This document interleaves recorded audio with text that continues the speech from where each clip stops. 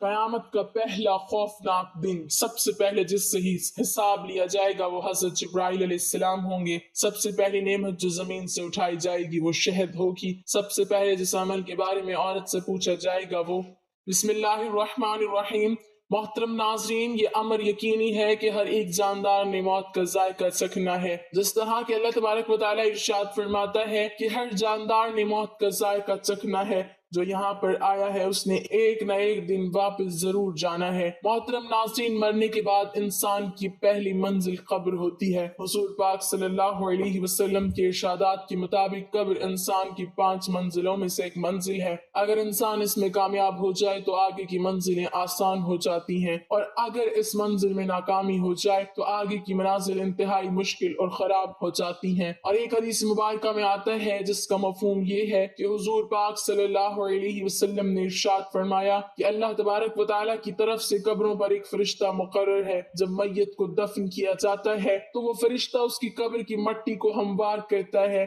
اور جب لوگ واپس جانے کے لیے مڑتے ہیں تو قبر سے ایک مٹھی بھر مٹی لے کر لوگوں پر پھینکتا ہے اور کہتا ہے اپنی دنیا کی طرف چلے جاؤ اور اپنے مرنے والے کو بھول جاؤ۔ محترم ناظرین، حضرت علی رضی اللہ تعالیٰ عنہ ارشاد فرماتے ہیں کہ میں نے نبی کریم صلی اللہ علیہ وسلم کو فرماتے ہوئے یہ سنا ہے کہ انسان کی مشکل ترین رات قبر کی پہلی رات ہوتی ہے، کیونکہ جب اس کے دوست، احباب، رشتہ دار، اولاد اور اس کو دفنانے والے اس کو دفنا کر چلے جاتے ہیں تو وہ انسان قبر میں روتا رہتا ہے، اپنی بساط کے مطابق اپنے دوستوں کو بلانے کی کوشش کرتا ہے کہ مجھے اکیلے چھوڑ کر مت جاؤ، لیکن اس وقت اس کی آواز کوئی نہیں سنتا اور وہ وہاں قبرستان میں اپنے قبر میں اکیلا رہ جاتا ہے۔ تب ان کا سامنا ان فرشتوں سے ہوتا ہے جو ہمارے اعمال ہوتے ہیں، وہ کس شکل میں ہمارے پاس آتے ہیں، اچھے یا برے، اس بارے میں کوئی کچھ نہیں کہہ سکتا۔ وہ ہم سے اس دنیا میں گزاری ہوئی زندگی کے متعلق سوال کریں گے، جن سوالوں کے جواب ہماری زندگی میں موجود ہیں جب تک ہم سانس لے رہے ہیں۔ محترم ناظرین، ایک حدیث مبارک میں آتا ہے کہ جس کا مفہوم کچھ اس طرح ہے کہ رسول اللہ صلی اللہ علیہ وسلم نے ارشاد فرمایا کہ تم قبرستان جایا کرو، کیونکہ قبرستان موت کو یاد دلاتا ہے اور اس سے عبرت حاصل ہوتی ہے۔ اور میں نے اپنے رب سے اپنی والدہ کی قبر پر جانے کی اجازت مانگی تھی،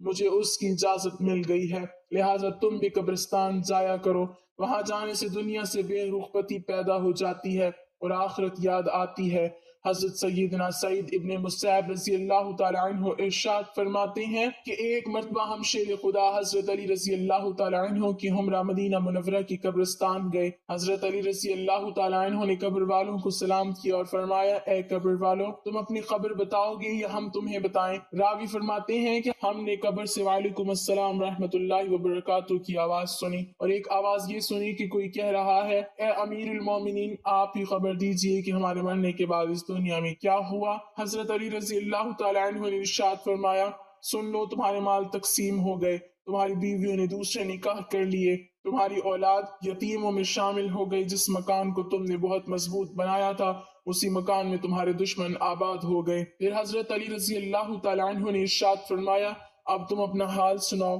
یہ سن کر ایک قبر سے آواز آنے لگی، اے امیر المومنین، ہمارے کفن پھٹ کر تار تار ہو گئے، ہمارے بال جڑ سائے منتشر ہو گئے، ہماری کھالیں ٹکڑے ٹکڑے ہو گئیں، ہماری آنکھیں بہہ کر رخساروں پر آ گئی، اور ہم نے جو نیک اعمال کیے تھے ان کو پایا، اور جو کچھ بھی چھوڑا اس میں ہمارا نقصان ہوا۔ روایت میں آتا ہے کہ جب مردے کو قبر میں رکھا جاتا ہے تو اس کی نماز اس کے دائیں طرف آ کر کھڑی ہو جاتی ہے، روزہ بائیں طرف کھڑا ہو جاتا ہے، قرآن پاک کی تلاوت اور اللہ تبارک و تعالیٰ کا ذکر اس کے سر کی طرف آ کر کھڑا ہو جاتا ہے، اور جماعت کے ساتھ نماز پڑھنے کو جو قدم چلتے تھے وہ قدم نیکی بن کر پاؤں کی طرف کھڑے ہو جاتے ہیں۔ جب عذاب اس قبر میں اپنی گردن نکالتا ہے اور مردے تک پہنچنا چاہتا ہے تو اگر دائیں طرف سے آتا ہے تو نماز اس کو روکتی ہے اور کہتی ہے، دور ہو جاؤ، یہ شخص دنیا میں انتہائی مشقت اٹھاتا رہا، اسے آرام کرنے دو۔ پھر عذاب بائیں طرف سے آنا چاہتا ہے تو روزہ اس کو ہٹا دیتا ہے، پھر سر کی طرف سے آنا چاہتا ہے تو تلاوت قرآن پاک اور ذکر الہی اس کو روک لیتا ہے اور کہتا ہے، ادھر سے تیرا راستہ نہیں،